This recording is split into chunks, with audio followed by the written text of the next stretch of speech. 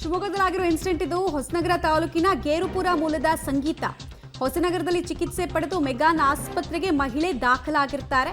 ಚಿಕಿತ್ಸೆ ಫಲಕಾರಿಯಾಗದೆ ನಿನ್ನೆ ಸಂಗೀತ ಅವರು ಮೃತಪಟ್ಟಿರೋದ್ರ ಬಗ್ಗೆ ಮಾಹಿತಿ ಸಿಗ್ತಾ ಇದೆ.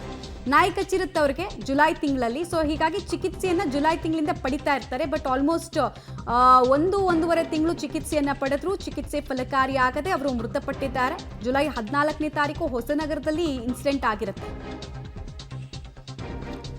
ಡೀಟೇಲ್ಸ್ ಕೊಡ್ತಾರೆ ಶಶಿಧರ್. ಆಲ್ಮೋಸ್ಟ್ ಒಂದೂವರೆ ತಿಂಗಳಾಗಿದೆ ಚಿಕಿತ್ಸೆ ಪಡಿತಾ ಇದ್ರು. ಯಾಕೆ ಚಿಕಿತ್ಸೆ ಫಲಕಾರಿ ಆಗಲಿಲ್ಲ ಅಂತ ಡಾಕ್ಟರ್ಸ್ ಹೇಳ್ತಾರೆ. ರೇಬಿಸ್ ಆಗಿತ್ತಂತ, ಏನ್ ಕಂಡೀಷನಲ್ ಇದ್ರು ಮಹಿಳೆ, ಕೋಮಾರ್ಬಿಡ್ ಕಂಡೀಷನ್ಗಳೇನಾದ್ರೂ ಇಲ್ಲಿ ಮಹಿಳೆ ಕಂಟಕವಾಯ್ತಂತ ಡೀಟೇಲ್ಸ್ ಏನೇನಿದೆ?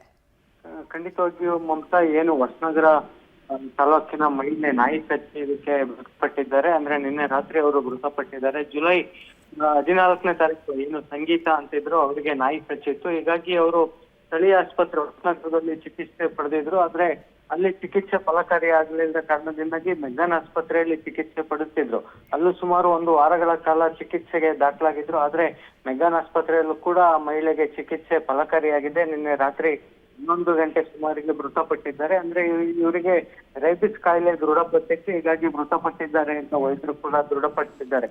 ಆದ್ರೆ ನಾಯಿ ಕಚ್ಚಿದ ತಕ್ಷಣವೇ ಅವರು ಚಿಕಿತ್ಸೆಯನ್ನ ಪಡೆದಿದ್ರು. ಆದ್ರೂ ಕೂಡ ಈ ಮಹಿಳೆಗೆ ಚಿಕಿತ್ಸೆ ಫಲಕಾರಿಯಾಗಿಲ್ಲ. ಅಂದ್ರೆ ಬೇರೆ ಬೇರೆ ಕಾಯಿಲೆಗಳು ಕೂಡ ಇತ್ತು ಅಂತ ವೈದ್ಯರು ಶಂಕಿಸ್ತಿದ್ದಾರೆ. ಹೀಗಾಗಿ ಆ ಮಹಿಳೆ ನಾಯಿ ಕಚ್ಚಿದ್ರಿಂದಾಗೆ ರೇಬಿಸ್ ರೋಗಕ್ಕೆ ತುತ್ತಾಗಿ ಮೃತಪಟ್ಟಿದ್ದಾರೆ.